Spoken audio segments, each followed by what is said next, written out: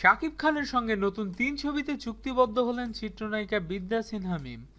ছবি ৩টিতে শাকিব খান আগে চুক্তিবদ্ধ হলেও আনুষ্ঠানিকভাবে সোমবার চুক্তিবদ্ধ হয়েছেন চিত্রনায়িকা মিম। ছবি ৩টি হলো আমি নেতা হব, মামলা হামলা ঝামেলা এবং কেউ কথা রাখেনি। ছবি ৩টি প্রযোজনা করছে শাপলা মিডিয়া এবং পরিচালনা করবেন উত্তম আকাশ। এর আগে শাকিব খান ও মিম বড় পর্দায় প্রথমবার জুটি বাঁধেন আমার প্রাণের প্রিয়া ছবিতে। জাকির হোসেন রাজু পরিচালিত ওই ছবিটি মুক্তি পায় ২০০৯ সালে এবং সুপার ডুপার হিট হয়।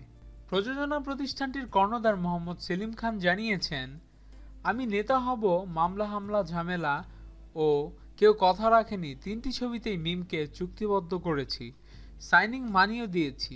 ৩ ছবিতে মিমের বিপরীতে থাকবেন শাকিব খান।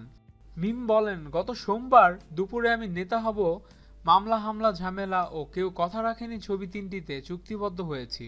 আগামী ১ আগস্ট থেকে শুটিং শুরু হওয়ার কথা রয়েছে।